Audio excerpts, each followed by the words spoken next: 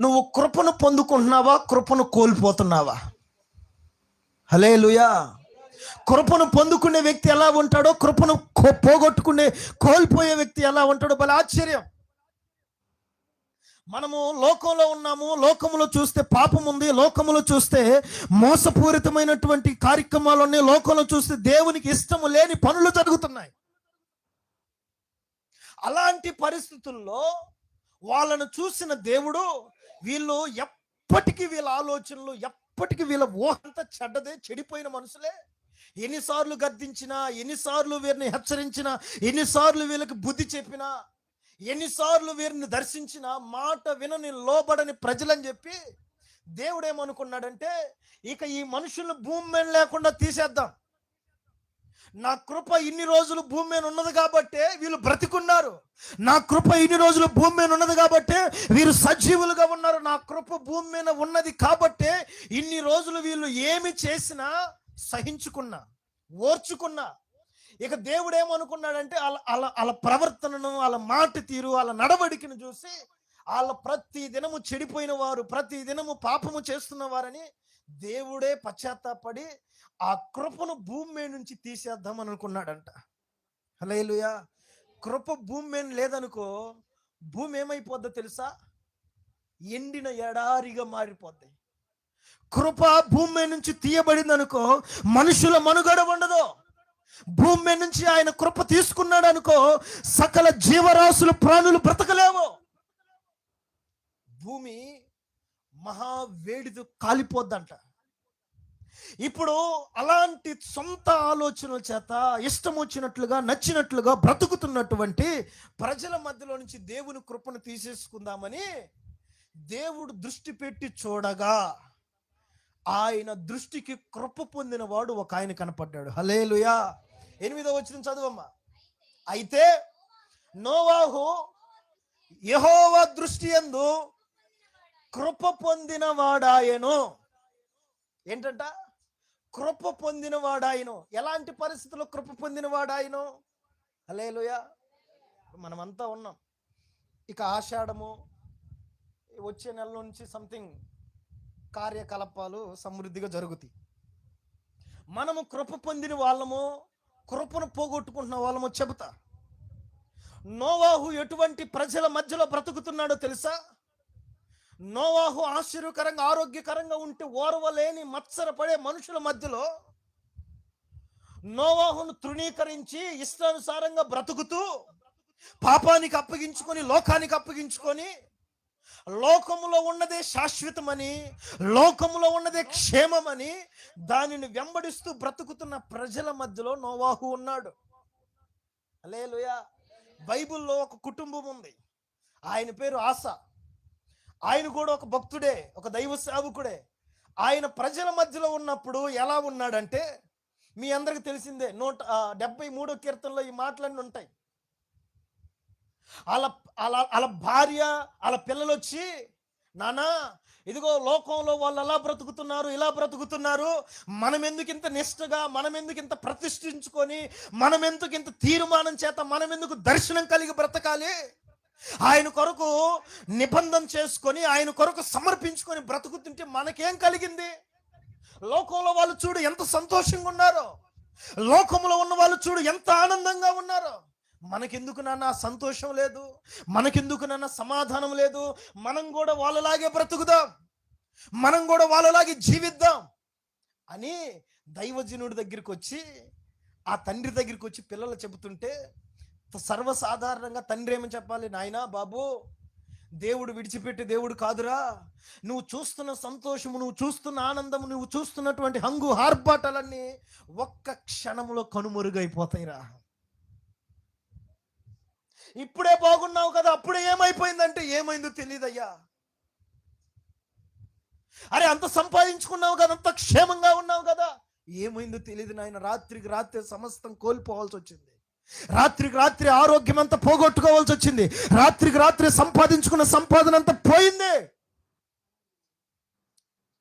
అని అనే పరిస్థితి వస్తే, మనకు అలాంటి పరిస్థితి ఉండదురా. కొంచెము శ్రమపడుము, ఆ తర్వాత నీకు నిత్యానందము మనం ఆరాధించి దేవుని వలన కలుగుతుంది. నిత్య సమాధానం దేవుని వలన కలుగుతుంది, నిత్య ఐశ్వర్యం దేవుని వలన కలుగుతుంది.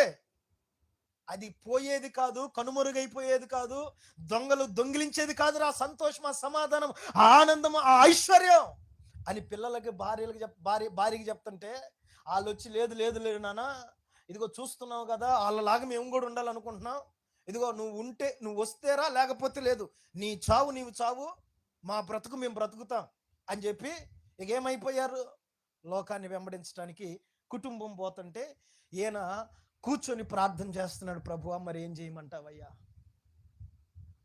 ఏం చేయమంటావు? ఒక పక్క చూస్తే భార్య పోరు, ఒక పక్క చూస్తే పిల్లల పోరు, ఒక పక్క చూస్తే లోకం ఆకర్షిస్తుంది.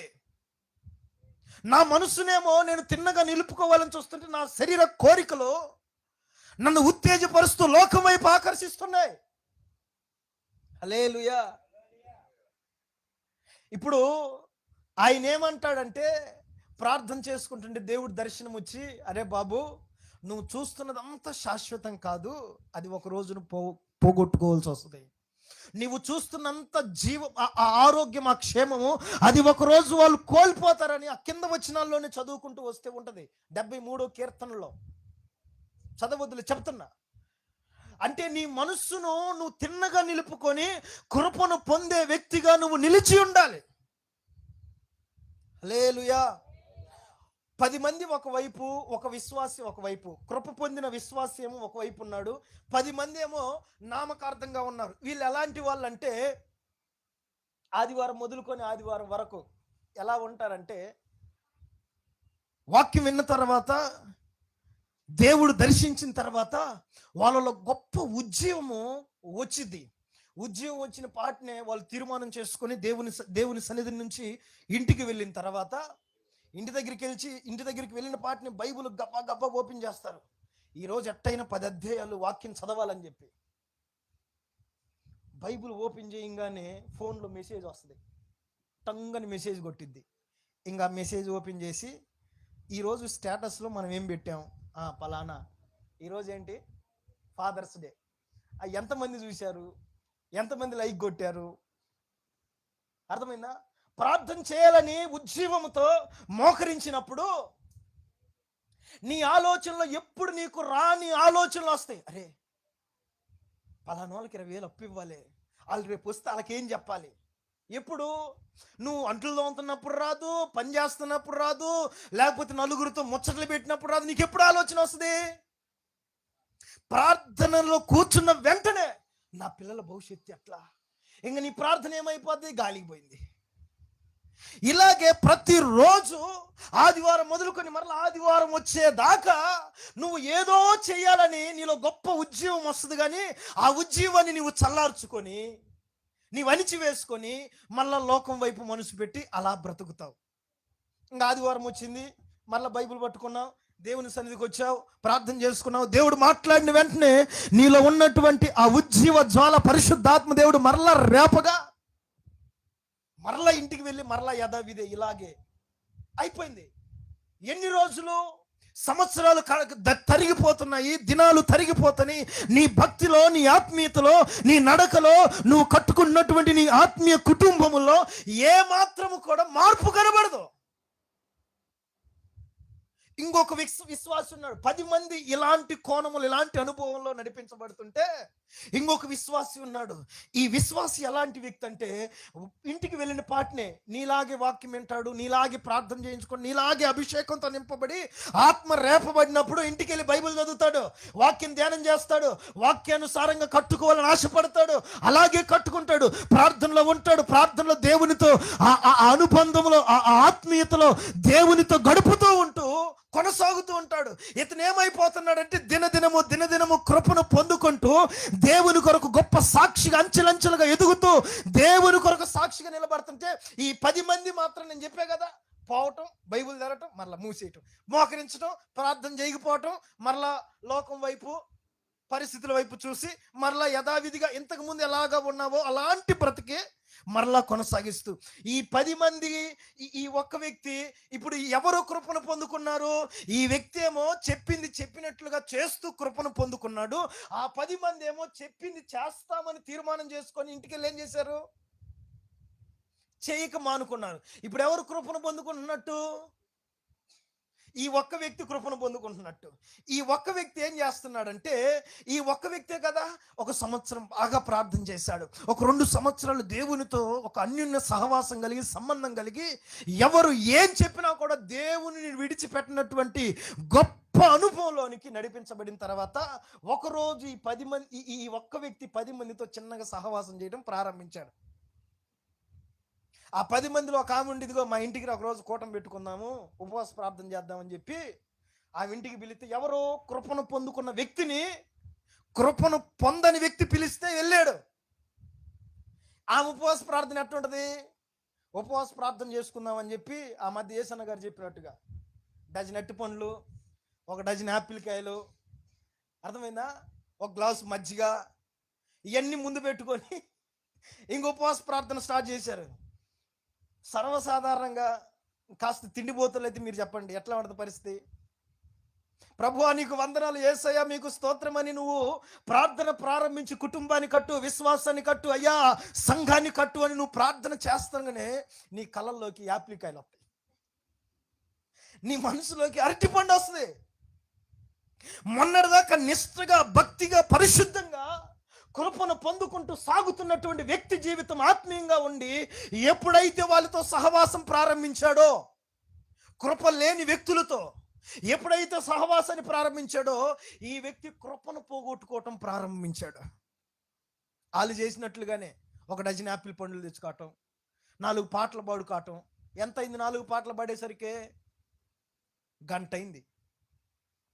ఈ గంట అయ్యేసరికి ఈలోపు అలా ఆయన పని నుంచి వచ్చి భోజనం పెట్టమన్నాడు. ఇక నీ ఉపవాస ప్రార్థన ఏమైంది?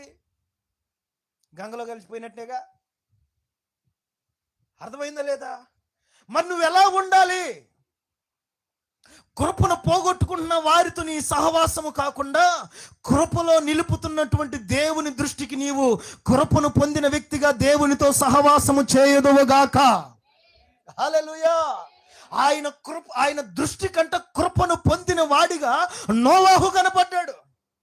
భయంకరమైన దినాలు కదా, ఊహకు వచ్చినట్లుగా ఆలోచనకు నచ్చినట్లుగా బ్రతికే రోజుల్లో కూడా దేవుడు కృపను భూమి మీద నుంచి తీసివేద్దాము అని అనుకున్నప్పుడు దేవుని దృష్టికి కృప పొందిన వాడిగా నోవాహు కనపడ్డాడు. ఆ కృపను మనము కూడా పొందుకొని కృప వెంబడి కృపలో మనము కొనసాగుదుముగాక. అలాంటి వారి మధ్యలో కూడా నువ్వు బ్రతుకుతున్నావు చూడు దేవుని కొరకు.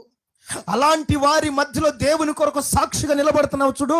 నువ్వు కృపను పొందుకుంటూ సాగిపోతున్నావు. అలాంటి వారి మధ్యలో సాక్షిగా బ్రతకటం అంటే సామాన్యమైన విషయమా? ఎన్ని నిందలు వస్తాయి, ఎన్ని అవమానాలు వస్తాయి, ఎంతమంది నిన్ను కృంగజేస్తారు, ఎంతమంది నిన్ను బలహీనపరుస్తారు. అవునా కదా? కులంలో నుంచి వెలేస్తామంటారు, ఆకు ఒక్క ఈమంటారు, మా ఇంటికి నువ్వు రావద్దు, మీ ఇంటికి మేము రామంటారు. హల్లెలూయా. ఇవన్నీ వచ్చినప్పుడే నువ్వు కృపను పొందుకుంటూ సాగుతున్న సాక్షివని దేవుడు నిన్ను బట్టి అతిశయిస్తాడో. ఇవన్నీ నువ్వు పెట్టుకొని ఇవన్నీ లోకస్తులు చేసినట్లుగా నువ్వు చేస్తూ ఉంటే నువ్వు దేవుని దృష్టికి కృప పొందిన వాడిగా కనబడవు. హల్లెలూయా. అలాంటి కృపను మనము పొందుకుందుముగాక. అంటే కృప ఎలాంటిదంటే, కృప పెంట కుప్పల మీద నుంచి సింహాసనం ఎక్కించగలిగినది. ఎలాంటిది కృప? దీన స్థితిలో, కన్నీళ్ళ మధ్యలో, అవమానాల మధ్యలో, నిందల మధ్యలో ఉన్నటువంటి వ్యక్తిని ఆనందానికి కర్తగా నియమిస్తుంది కృప. పాపములో, శాపములో ఇక పాపము నుంచి విడుదల పొందకుండా పాపం మరణం వైపు నడిపిస్తున్న ఒక మనుషుణ్ణి రక్షణలోనికి నడిపించగలదు కృప. హల్లెలూయా. ఇతడు నిర్దోషి, ఇతడు దోషి, ఇతడు పాపి అని పలు విధములైనటువంటి రకములైనటువంటి మాటల చేత నిన్ను నిందిస్తున్న ప్రజల మధ్యలో నిన్ను నీతిమంతుడిగా నిలబెట్టగలదు దేవుని కృప. హల్లెలూయా. అలాంటి కృపలో నువ్వు పొందుకొని దేవుని కొరకు గొప్ప సాక్షిగా నిలిచి ఉండుదువుగాక. హల్లెలూయా. నోవాహు దేవుని దృష్టికి కృప పొందినవాడు. ఆయన మనము కూడా దేవుని దృష్టికి కృప పొందిన వారిమిగా దేవుని కొరకు సాక్షులముగా నిలబడుదుముగాక. హల్లెలూయా. దేవుడు ఆ నోవాహును ఎలాగైతే కృప పొందిన వాడిని లెక్కలో వేశాడో, కృప పొందిన వాడని చెప్పాడో, మనమలను బట్టి కూడా ఈ వ్యక్తి నా కృపను పొందినవాడు, నా కృపను పొందుకొని నా కొరకు సాక్షులుగా బ్రతుకుతున్న వ్యక్తి అని నీ గురించి చెప్పాలంటే, నోవాహు గురించి చెప్పటానికి గల కారణం, మన గురించి చెప్పాలంటే, దేవుడు నోవాహుకు ఏదైతే చెప్పాడో నోవాహు అదే చేశాడంట. కృప పొందిన తర్వాత నోవాహు ఏం చేశాడు? హెబ్రీ పత్రిక 11వ అధ్యాయం 10వ వచనం ఒకసారి చదవండి.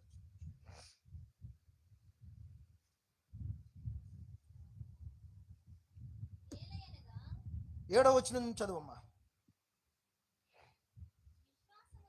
విశ్వాసమును బట్టి నోవాహు అది వరకు చూడని సంగతులను గూర్చి దేవుని చేత హెచ్చరింపబడి భయభక్తులు గలవాడై తన ఇంటి వారి రక్షణ కొరకు ఒక ఓడను సిద్ధము చేసిన. ఒకసారి గట్టిగా చప్పట్లు కొట్టి దేవుని నామని మహింపరుద్దామా.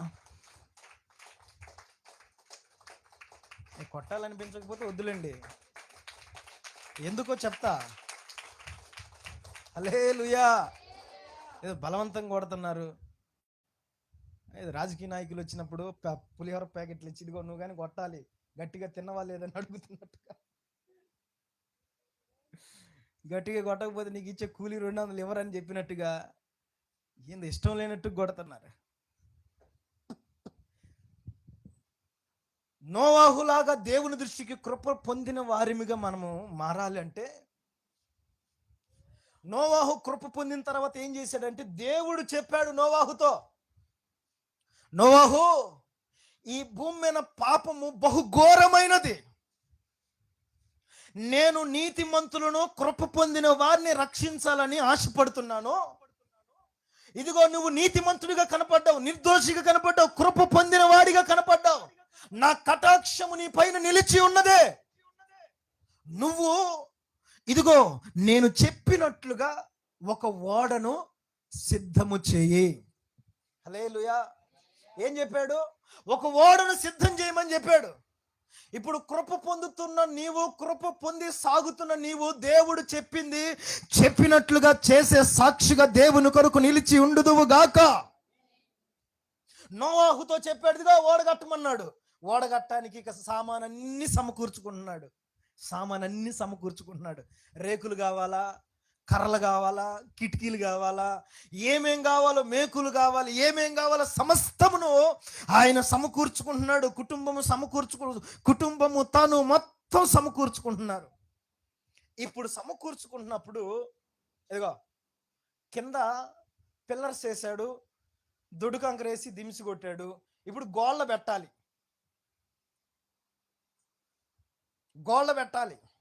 నోవాహుకు దేవుడు ఏది చెప్పాడో నోవాహు అదే చేయాలని ఆలోచన కలిగి ఉన్నాడు.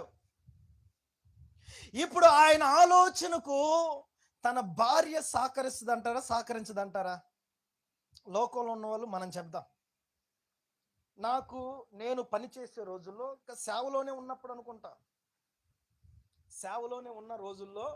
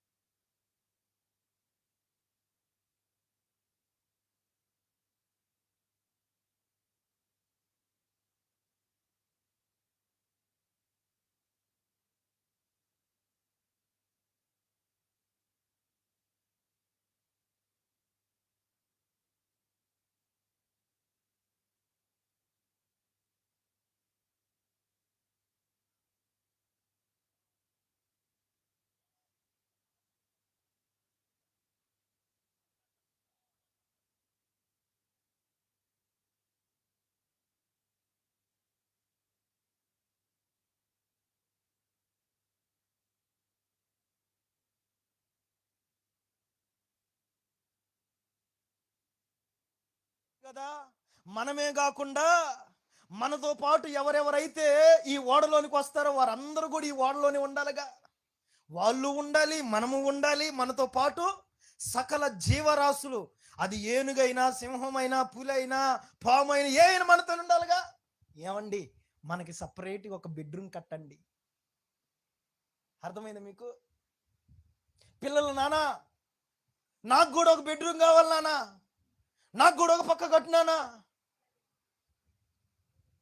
అని చెప్పవలసినటువంటి పరిస్థితులు నోవాహు జీవితంలో ఎదుర్కొని ఉన్నట్టు ఖచ్చితంగా ఎదుర్కొని ఉండి ఉంటాడు. హల్లెలూయా. ఈరోజు చాలా మంది కూడా విశ్వాసుల్లో ఉన్నటువంటి గొప్ప విశ్వాసులుగా చెప్పాలంటే ఆడాళ్ళకు ఉన్నటువంటి టాలెంట్ అంత ఇంత కాదండి. ఫస్ట్ ఆడవాళ్ళు వస్తారు దేవుని మందిరానికి, చాలా భక్తిగా పరిశుద్ధంగా ఉంటారు. వాళ్ళ భర్త సహకరించేవాడు అనుకో, వాళ్ళ భర్తను కూడా దేవుని సన్నిధికి తీసుకొస్తారు. వాళ్ళ భర్త కాస్త అంటే దేవుని వాక్యం ఉన్నట్లుగా బ్రతకాలని తీర్మానం చేసుకున్న వ్యక్తి, దేవుని చిత్తమే జరిగించాలి, నేను అప్పుడే దేవుని సన్నిధికి వస్తానని తీర్మానం చేసుకుంటారు కొంతమంది.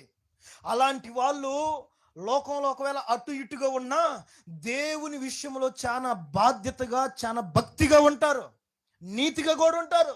అలాంటి వాళ్ళు రక్షించబడిన తర్వాత, దేవుని సన్నిధికి వచ్చిన తర్వాత, ఇప్పుడు భార్య భర్తలు ఇద్దరు కలిసి దేవుని మందిరానికి వస్తుంటే మీరు చెప్పండి, ఎవరి చేతిలో ఉంటుంది ఆధిపత్యం? అంతా అక్క చేతిలోనే ఉంటుంది. నిజమే చెప్తున్నా. ఏమండి, వెళ్ళి పరిచర్య చేయండి అంటే ఇంక అన్న పరిచర్యకి వస్తాడు. ఏమండి, ఈ మధ్య కాస్త పాస్టర్ గారు కాస్త అటిటిగా ఉన్నాడు, వాళ్ళు చేస్తారులేండి, వాళ్ళు ఉన్నారులేండి, వాళ్ళు చేస్తారులే, పాస్టర్ గారు చేపించుకుంటారులే అని మన మాట నెగ్గుతుందంటారా, నెగ్గట్లేదంటారా? చెప్పండి. ఈ విషయంలోనే కాదు, ఏ విషయంలోనైనా నీకంటూ ఒక సేవకుడు, ఒక దైవ సేవకుడు ఉన్నప్పుడు నువ్వు ఎవరి మీద మనసు పెట్టాలి? దేవుడి మీద, దైవ సేవకుడి మీద మనసు పెట్టాలి. అవునా కదా? ఇప్పుడు దేవుడు చెప్పాడు నోవాహుతో, నోవాహు ఇదిగో ఇలాగూ నా ఇలాగూ నువ్వు ఓడను సిద్ధపరచు, ఇలాగూ ఓడను కట్టు. నోవాహుతో చెప్తే నోవాహు అలాగే కడుతుంటే తన భార్య వచ్చి ఒక మాట, పిల్లలు వచ్చి ఒక మాట, రకరకాలుగా చెప్తున్నారు. కృపను పొందిన నీవు, కృపలో కొనసాగుతున్న నీవు, దేవుడు చెప్పినట్లుగా చేయటానికి నీ మనసును నిలుపుకుందువుగాక, నీ ఆలోచన నిలుపుకుందువుగాక. హల్లెలూయా. నీ మనసును, నీ ఊహలు, నీ ఆలోచనలు పక్కకు పోనివద్దు. నోవాహు కృప పొందిన వాడిగా ఎలా నిలబడ్డాడు, ఎలా మార్చబడ్డాడంటే, అలాంటి భయంకరమైనటువంటి లోకంలో నుంచి ఏర్పరచబడి కృపను పొందిన వాడై దేవుడు ఏమి చెప్పాడో అదే యాజిటీజుగా చేయటానికి తన నడుము కట్టుకున్నాడు. హల్లెలూయా. దేవుడు చెప్పినట్లుగా చేసే విశ్వాసులు, సేవకులు ఎంతమంది ఉన్నారండి? బైబిల్లో ఒక ఆయన ఉన్నాడు, అరే బాబు నువ్వు పలానా ప్రాంతానికి వెళ్ళి సువార్త చెప్పు, ఆ ప్రాంతం పాపముతో నిండి ఉంది, శాపముతో నిండి ఉంది, నా ఉగ్రత వారి మీదకి రప్పించబోతున్నాను, ఆ ప్రాంతాన్ని ఎలాగైనా రక్షించాలని నాకు మనసు ఉంది, నువ్వు వెళ్ళి సువార్త చెప్పి ఆ ప్రాంతాన్ని రక్షించు, ఆ ప్రాంత ప్రజలకు ఈ శుభవార్త తెలియచేయి, వాళ్ళ పాపాన్ని గుర్తు చేయి, వాళ్ళ అవిధేయతను గుర్తు చేయి, వాళ్ళ మోసాన్ని గుర్తు చేయి, వాళ్ళు బ్రతుకుతున్న బ్రతుకుని గుర్తు చేసి, ఇది కాదు బ్రతికే బ్రతుకు, ఇది కాదు జీవించే జీవితం, నీతిగా బ్రతికితేనే, నీతిగా ఉంటేనే, పరిశుద్ధంగా ఉంటేనే దేవుని కృపలో నువ్వు నిలిచి ఉంటావని చెప్పని ఒక ఆయన చెప్పి పంపిస్తుంటే ఆయన ఎలా చేస్తున్నాడు, ఎక్కడికి వెళ్తున్నాడు? యోనా పత్రిక చదవండి, యోనా గ్రంథం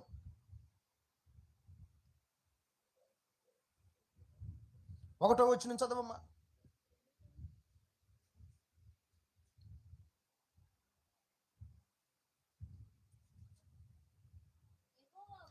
యెహోవా వాక్కు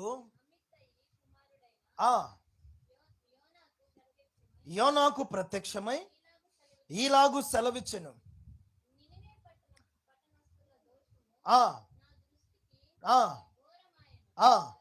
గనుక నీవు లేచి పోయి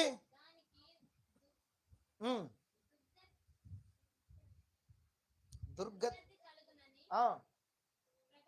ప్రకటింపుము. అయితే యెహోవా సన్నిధి నుండి తర్షీసు పట్టణమునకు పారిపోవాలని యోనా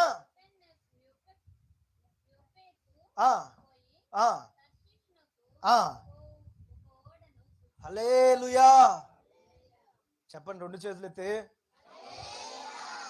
కడుపు నిండా భోజనం చేసి వచ్చారు, ఎందుకు చేసి ఎటు మెసలేకపోతున్నారు? దేవునికి మహిమ కలుగును గాక. దేవుడు భారంతో ఆ పట్టణాన్ని రక్షిద్దామని, ఆ పట్టణాన్ని ఎలాగైనా కృపలో నిలుపుదామని, ఆ పట్టణం పైన దేవుని ఉగ్రత రాకుండా దేవుడే ఒక ఆలోచన చెప్పి ఒక వ్యక్తిని పంపిద్దామని ఏర్పాటు చేసుకుంటే, ఆ వ్యక్తి ఆలోచనలు ఏమైపోయాయో తెలుసా? ఆ వ్యక్తి ఉద్దేశాలు ఏమైపోయాయో తెలుసా? దేవుని సన్నిధి నుంచి అతను ఇదిగో నినివే పట్టణానికి పోకుండా ఎక్కడికి వెళ్తున్నాడు? తర్షీసుకు ప్రయాణం అయిపోయాడు.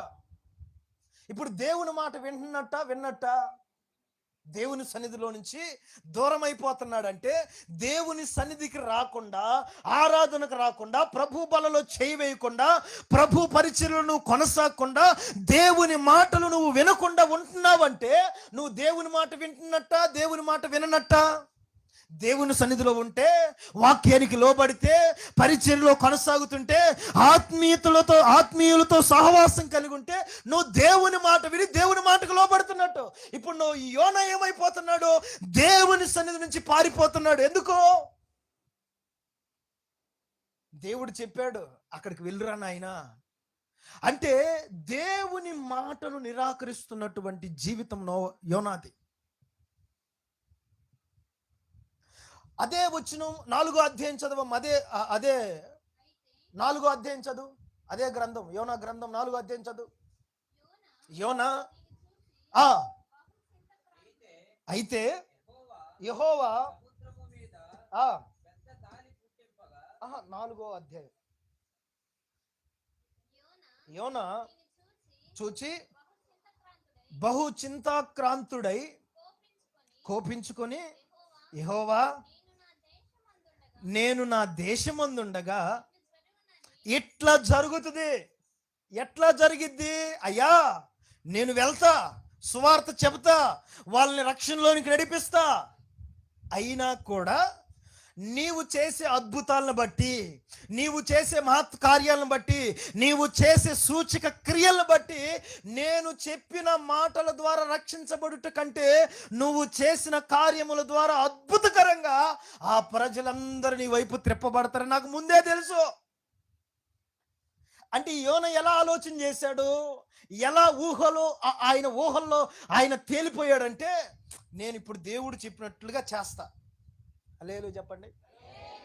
నేను దేవుడు చెప్పినట్లుగా చేస్తా. అయితే నాకంటే దేవుడు గొప్పవాడు కాబట్టి, నేను పోయి చెప్పిన దానికంటే దేవుడే ఒక మాట చెప్పి ఆ ప్రాంతాన్ని మార్చగలడు.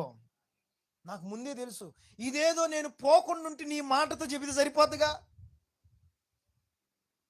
నేను పోయి వాళ్ళకి సువార్త చెప్పి, వాళ్ళ చేత తిట్లు తిని, వాళ్ళ చేత అవమానాలు పొంది, ఆకలి దప్పుకల చేత అనేక దివారాత్రులు నిద్ర లేక కన్నీళ్లతో వాళ్ళ కొరకు ప్రార్థన చేసి వాళ్ళ రక్షణలోనికి నడిపిస్తాను.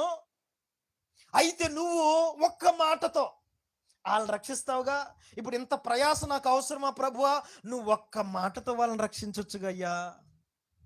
నీవు చేసిన అద్భుతాలను బట్టి, నీవు చేసిన సూచక క్రియలను బట్టి వాళ్ళు మార్పు చెందుతారు కదా అని యోనా కింద వచనాల్లో ఆయన అంటాడు, అరే బాబు, ఇవన్నీ నేను చేయగలను, బట్ నీవు నా మాట వినవా? హల్లెలూయా. ఇప్పుడు ఎర్ర సముద్రాన్ని పాయలు చేసింది ఎవరండి? ఆకాశం నుంచి మన్నాను కురిపించింది ఎవరండి? బండ నుండి నీళ్లు రప్పించింది ఎవరండి? అర్థమైందా? కప్పల ద్వారా నీళ్లు విషంగా మారటం, చీము నెత్తురుగా మారటం, ఇక రకరకాలైనటువంటి తెగుళ్ళు ఎవరు పుట్టించారు? దేవుడే కదా. అదే మాటను బట్టి ఇశ్రాయేలు ప్రజలారా, మీరు ఐగుప్తు నుంచి ఇదిగో కానానుకు ప్రయాణం అవ్వమంటే దేవుని మాటను పట్టుకుని ప్రయాణం అవుతారుగా. మరి మోషేని ఎందుకు ఏర్పాటు చేసుకున్నాడంటే, మోషే దేవుడి మాట వింటాడో వినడో, అద్భుతాలు చేసేది ఆయనే, ఆశ్చర్య కార్యాలు చేసేది ఆయనే. బట్ నువ్వు ఆయన మాట విని ఆయన మాట ప్రకారం నువ్వు చేస్తావో లేదో అని దేవుడు నిన్ను ప్రశ్నిస్తాడు, పరీక్షిస్తాడు.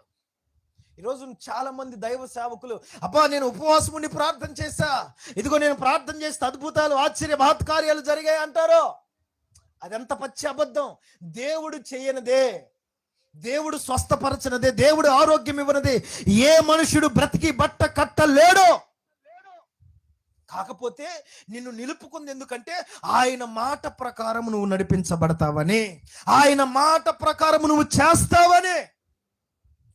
యోనాకు చెప్పాడు, యోనా ప్రాంతానికి వెళ్ళురా నాయన, ఆ ప్రాంత ప్రజలను ఇదిగో ఆ రక్షించడానికి నిన్ను సాధనంగా నేను ఏర్పరచుకున్నాడు నాయన అంటే, యోనా దేవుని చెప్పిన మాటను చేయక దేవుడికి వ్యతిరేకంగా మార్చబడ్డాడు, దేవునికి ఆయన చిత్తాన్ని తృణీకరించాడు. ఇప్పుడు మీరు చెప్పండి, ఇంకో యోనాను గురించి ఏమంటారు? మంచివాడు అని అంటారా? ఉపవాసాలుండి నెత్తి నోరు కొట్టుకుని దేవుడు చెప్పే, దేవా నువ్వు చెప్పిందే చేస్తానయ్యా, నేను ఎక్కడికి వెళ్ళనయ్యా, అయ్యా ఏమున్నా లేకపోయి నీ కొరకు బ్రతుకుతానంటేనే నిందలేసే వాళ్ళు ఎంతో మంది. ఇప్పుడు దేవుడు చెప్పిన మాట నిరాకరించి పరుగులెత్తుతున్న వ్యక్తిని మీరేమంటారు? మంచివాడు అంటారా? అబ్బా మంచి సేవకుడు అంటారా? ఒక దర్శనము లేదు, ఒక పిలుపు లేదు, ఒక భయము లేదు, ఒక భక్తి లేదు, సమర్పణ లేదు, త్యాగం లేదు. ఇలాంటి వారిని వెంబడిస్తే నీ పరిస్థితి ఏంది? దేవుని మాట వినకుండా, దేవునికి లోబడకుండా, దేవుని దర్శనాన్ని ఆ దర్శనం కలిగి బ్రతకకుండా ఉంటే, ఇప్పుడు ఆయన్ని మీరు వెంబడిస్తున్నారు అనుకో, మీరు ఎక్కడికి వెళ్తారు? గుడ్డోడు ఉన్నాడు, ఇంకొక 10 మంది గుడ్డోళ్ళు ఉన్నారు. చిన్నగా పోతా ఉంటే మోకాల్లోతు గిరకల దాకా నీళ్ళు వస్తారే, ఇది వాగురా అన్నాడు. ఇంకొంచెం ముందుకు పోగానరే ఇది చెరువురా అన్నాడు. ఆ తర్వాత ఏమైంది? పూర్తిగా మునిగిపోయారు. అర్థమైందా? దేవుని మాట వినని వ్యక్తుల్ని మీరు వెంబడిస్తే, దర్శనము లేని వ్యక్తుల్ని మీరు వెంబడిస్తే, దర్శనము లేని, పిలుపు లేని, త్యాగము లేని, దేవుని కొరకు, దేవుని చిత్తము కొరకు, దేవుని మాట కొరకు ఎదురు చూడని వ్యక్తుల్ని మీరు వెంబడిస్తే మీరేమైపోతారో యోచన చెయ్యండి. హల్లెలూయా. ఘనంగా ఉన్నా లేకపోయినా దర్శనం కలిగి, పిలుపు కలిగి, దేవుని మాటకు లోబడి దేవుని చిత్తము చేసే వారిని నువ్వు వెంబడించగలిగితే, జలప్రలయం కాదు, భూకంపాలు, కరువులు ఎన్నొచ్చినా నువ్వు సురక్షితంగా నోవాహు ఓడలో దాచబడతావు. ఆ ఓడలో ఎన్ని రోజులు, 150 రోజులేమో ఉన్నారు. అన్ని రోజుల కంటే మీరు చెప్పండి, ఏనుగు ఎంత తింటది? సింహం ఎంత తింటదన్నా? ఇక మిగతా జీవులు ఎంత తింటాయి? వాటన్నిటికీ ఆహారం ఎక్కడి నుంచి వచ్చింది? దేవుని కృప పొందినటువంటి నోవాహు దేవుని మాట ప్రకారం చేశాడు కాబట్టి, దేవుడే నోవాహు ద్వారా ఆ పడవలో, ఆ ఓడలో ఉన్న వారికి ఎవ్వరికి తక్కువ చేయలేదు. హల్లెలూయా. దేవుని మాట విని మాటకు లోబడే సేవకుల్ని నువ్వు వెంబడించుదువుగాక. హల్లెలూయా. ఇంకొక ఆయన ఉన్నాడు బైబిల్లో, దేవుడు ఒకటి చెప్తే మరొకటి చేస్తాడు. దేవుడు చెప్పాడు, అరే బాబు, నా ప్రజలని ఐగుప్తు నుంచి నేను తీసుకొస్తున్నప్పుడు, ఒక ప్రాంతానికి వచ్చినప్పుడు, నా ప్రజలు కాస్త బలహీనులుగా ఉన్నప్పుడు, నా ప్రజల మీద ఒక జాతి, ఒక శత్రువు గుంపు వ్యతిరేకంగా లేచారు. లేచి నా ప్రజల్ని ఇబ్బంది పెట్టారు, నా ప్రజల్ని నష్టపరిచారు. అయితే ఇప్పుడు ఇదిగో నీకు అధికారం ఇస్తున్నా, ఇప్పుడు నేను నిన్ను రాజుగా నియమించా. నువ్వు చేయవలసిన పని ఏంటంటే, నీ పితరులకు, నా ప్రజలకు వ్యతిరేకంగా, విరోధంగా లేపబడిన మనుషుడు ఇదిగో ఈ రోజు నీ చేతికి అప్పగిస్తున్నా. వారిలో పిల్లలను మొదలుకొని పెద్దవారి వరకు, పశువులను సైతము మీరు నేలమట్టం చేసేయండి అని చెప్పి శత్రువుల్ని రాజు చేతికి అప్పగిస్తే, దేవుడు చెప్పాడు, ఇదిగో ఇది నేను ఒక రోషంతో తీసుకుంటున్నా, ఇది నేను పౌరుషంతో తీసుకుంటున్నా. నా రోషాన్ని, నా పౌరుషాన్ని నెరవేర్చగలిగిన రాజు ఇతడిని నమ్మి ఇతను పంపిస్తున్నా. నేను చెప్పినట్లుగా ఇతడు చేస్తాడు అని అతన్ని పంపిస్తే, అతడు ఏం చేశాడు తెలుసా? ఒకసారి చదవండి, మొదటి సమూయేలు గ్రంథం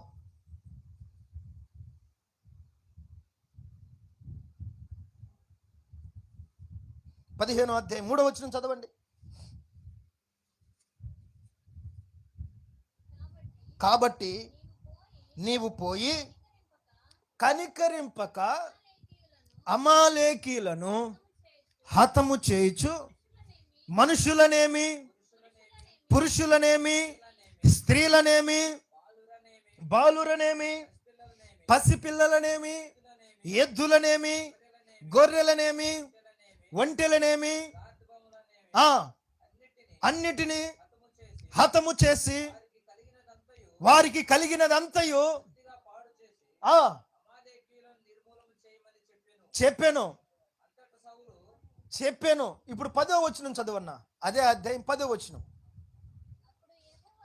అప్పుడు యెహోవా వాక్కు సమూయేలునకు ప్రత్యక్షమై ఇలాగు సెలవిచ్చెను, సౌలు నన్ను అనుసరింపక వెనుక తీసి నా ఆజ్ఞలను గైకొనకపోయెను గనుక అతనిని రాజుగా నిర్ణయించినందుకు నేను పశ్చాత్తాపడుతున్నా. హల్లెలూయా.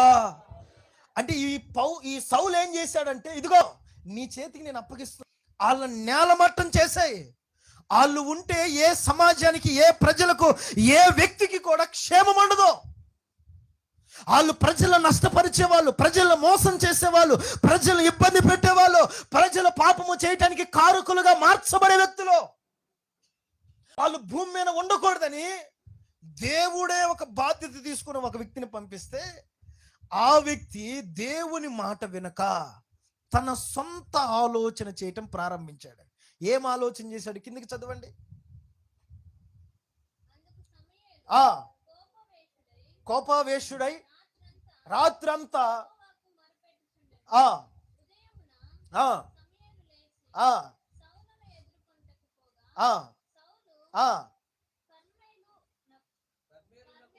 కర్మేలునకు వచ్చి అక్కడ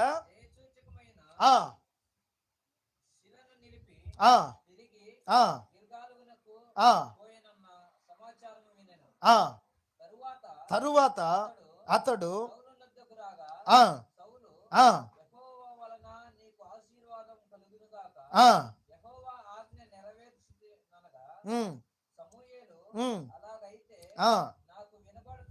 అలాగైతే దేవుడు ఏం చెప్పాడు? పిల్లలనేమి, పెద్దలనేమి, పశువులనేమి, దేనిని ఆయన ఒక ఆజ్ఞ, ఒక పట్టి రాసిచ్చాడు. గొర్రెలుంటాయి, మేకలుంటాయి, ఆవులుంటాయి, ఒంటెలుంటాయి, ఆ పశువులుంటాయి, గాడిదలుంటాయి, అన్నీ ఉంటాయి. ప్రతిదీ కూడా నువ్వు నిర్మూలన చేయమని చెప్తే, ఇప్పుడు నేనేం చేశాడు? చదువన్న. వినబడుచున్న గొర్రెల అరుపులను, ఎడ్ల రంకెలను ఎక్కడివి అని అడగగా, అందుకు సౌలు అమాలేకీల యుద్ధ నుండి జనులు వీటిని తెచ్చారయ్యా, నీ దేవుడైన యెహోవాకు బలులు అర్పించుట వలన జనులు ఇంకా చాలా దేవుడు చెప్పాడు. చెబితే ఇక సమూయేలు వచ్చాడు. అరే బాబు, నువ్వు చేసిన పొరపాటు ఏంటి, తప్పేంటని వెళ్ళాడు, ప్రార్థన చేశాడు, మరలా వచ్చాడు. మరలా వచ్చేసరికి ఇదిగో ఆ పశువుల కేకలు, పశువుల రంకెలు సమూయేలుకి వినబడుతున్నాయి. ఇప్పుడు సౌలు అంటాడు, నాయనా అవి ఇదిగో దేవుని ప్రజలే తెచ్చారయ్యా. దేవుని ప్రజలు ఎవరు? హల్లెలూయా. ఇప్పుడు నేనున్నానండి, మీకు పోసగుచ్చినట్లుగా దేవుని ఆజ్ఞలను మీకు ప్రకటించకపోతే, దేవుని భయాన్ని మీకు తెలియచేయకపోతే, దేవుని పరిశుద్ధతను మీకు తెలియచేయకపోతే, దేవుని నీతిని మీకు తెలియచేయకపోతే, దేవుని రాజ్యాన్ని మీకు తెలియచేయకపోతే మీకు తెలిసిద్దా? ఏ దైవ సేవకుడైనా మీకు చెప్పకపోతే మీకు తెలిసిద్దా? హల్లెలూయా. ఒక న్యాయాధిపతి రథం మీద కూర్చొని యెషయా గ్రంథం చదువుతుంటే పిలిపి వచ్చి, అయ్యా గ్రంథం నీకు అర్థమవుతుందంటే, అయ్యా ఈ గ్రంథము తెలిసిన వారు చెప్పకపోతే నాకు ఎలా తెలుస్తుంది? మరి నువ్వు చెబితేనే కదా యుద్ధం చేసేది, నువ్వు చెబితేనే కదా జనాలను చంపేది, నువ్వు చెబితేనే కదా ఆ రాజ్యాన్ని దోచుకుండేది.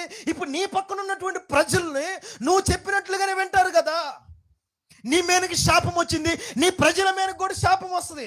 ఎందుకంటే నువ్వు చెప్పినట్లుగా వాళ్ళు నడుచుకున్నారు. దేవుడు నీకేం చెప్పాడు? ఇదిగో అమాలేకీయులందరినీ చంపేశాయి అని చెబితే నువ్వేం చేశావు?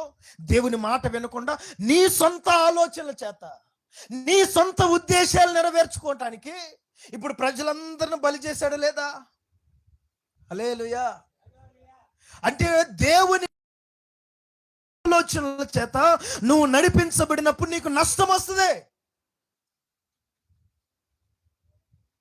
నీ సొంత ఆలోచనల చేత, నీ సొంత ఊహల చేత నువ్వెప్పుడు కూడా నీ కుటుంబాన్ని కానీ, నీ ఆత్మీయ జీవితాన్ని కానీ నీ చేతుల ద్వారా నువ్వు కట్టుకోకూడదు. అదే అధ్యాయం, ఆదికాండం 6వ అధ్యాయం 5వ వచనం ఇంకొకసారి చదువమ్మా. నరులు చెడుతనము భూమి మీద గొప్పదని వారి హృదయము యొక్క తలంపులలోను అంతయు ఎల్లప్పుడూ కేవలము చెడ్డదనియు. ఏంటంట? వారి హృదయముల్లోని ఊహ కానీ, ఆలోచనలు కానీ, మాట కానీ, తలంపులు కానీ, అంటే వారి ఆలోచన అంటే వారి సొంత ఉద్దేశాలు, సొంత ఆలోచనలు నెరవేర్చుకోవటానికి వారు ఇష్టపడుతున్నారు. హల్లెలూయా. అంటే సొంతంగా బ్రతకటానికి దేవుని వాక్యం విన్నా, దేవుని వాక్యానికి లోబడుతున్నట్టు కనబడుతున్నా, దేవుని సన్నిధిలో ఉన్నా కూడా సొంత చిత్తము నెరవేర్చుకోవడానికి ప్రయత్నాలు చేసే వాళ్ళు లేరా? ఇప్పుడు సౌలు అంటాడు, అయ్యా దేవుని చెప్పినట్లుగానే చేశానయ్యా, మరి ఆ రంకేంటి? ఆవుల రంకేంటి? గొర్రెల రంకేంటి? ఆ అరుపులేంటి? ఇప్పుడు సొంత ఉద్దేశాలు నెరవేర్చుకోవడానికి ప్రయాసపడుతున్నాడా లేదా? అయ్యా అవి ఎవరి కొరకు తెచ్చామో తెలుసా? నీ దేవుడైన యెహోవాకే. ఎవరి దేవుడైన యెహోవాకి? హల్లెలూయా. మనుషులు మన దేవుడు కదా. అంటే నీకు బలం ఉన్నప్పుడు, నీకు జ్ఞానం ఉన్నప్పుడు వాళ్ళ దేవుడు, అట్లాంటి దేవుడు, ఇట్లాంటి దేవుడు అని అంటావు. అన్నీ సచ్చుబడిపోయిన తర్వాత బలము లేనప్పుడు అయ్యా యేసుక్రీస్తు అంటగా అయ్యా, ప్రభు అంటగా అయ్యా, స్వస్థపరుస్తాడు అంటగా అయ్యా, నా ప్రభు నా దేవుడేనయ్యా అని అంటావా? నీ దేవుడికే ఇవి బలి అర్పించడానికి తీసుకొచ్చా అంటే ఇప్పుడు సొంత ఆలోచనలు నెరవేర్చుకోవటానికి ఇష్టపడుతున్నాడు సౌలు. దేవుని మాటకు లోబడి దేవుడు చెప్పినట్లుగా నువ్వు చేస్తున్నావు అంటే కృపను పొందుకుంటూ కృపలో నడిపించబడుతున్నావు. దేవుడు చెప్పినట్లుగా చేయకుండా నీ సొంత ఆలోచనలు, నీ సొంత ఉద్దేశాలు, నీ సొంత తలంపులు ఒకవేళ నువ్వు నెరవేర్చుకుంటున్నావంటే నీవు కృపను పోగొట్టుకుంటున్న వ్యక్తివి. హల్లెలూయా. ఆ కృపను పొందుకుంటూ ఈ కడవరి దినాల్లో మనము నడిపించబడుదుము గాక. హల్లెలూయా. ఆదికాండం 7వ అధ్యాయం 5వ వచనం చదవండి.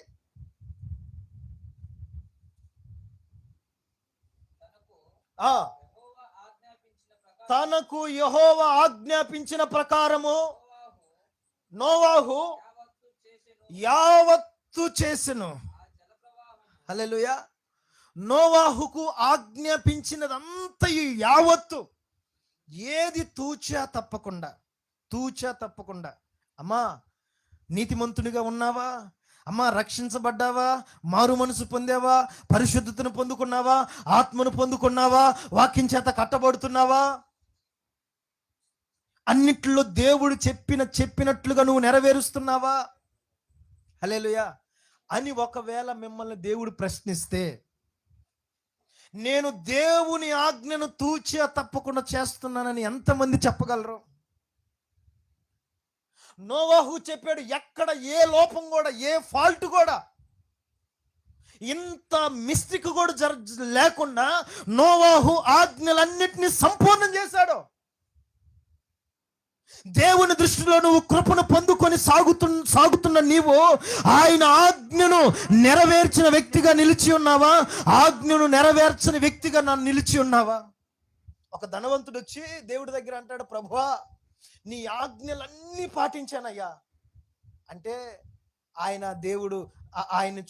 చూసి దేవుడు అంటాడు, నీవు సంపూర్ణుడు వగుటకు ఏంటంట, నువ్వు ఆజ్ఞలన్నీ నెరవేర్చావు, నేను నమ్ముతున్నాను. నీలో ఇంకా సంపూర్ణంగా నువ్వు సంపూర్ణుడు అవ్వాలంటే ఏదో ఒక లోపం ఉంది. ఆ సంపూర్ణుడు అవ్వాలి అంటే ఏం చెప్పాడు దేవుడు? హల్లెలూయా. నీకు ఏదైతే నీ భక్తికి, నీ రక్షణకు, లేకపోతే నీ పరిశుద్ధతకు, నీ ఆత్మీయతకు ఆటంకంగా ఉన్నదో దానిని ప్రజలకు అమ్మి అప్పుడు వచ్చి నన్ను వెంబడించమన్నాడు. హల్లెలూయా. మరి ఈ రోజున దేవుడు చెప్పినట్లుగా నెరవేరుస్తున్నావు అన్న విశ్వాసం నీకుంటే నిశ్చయముగా కృపను పొందుకొని సాగుతున్న వ్యక్తివి నువ్వు.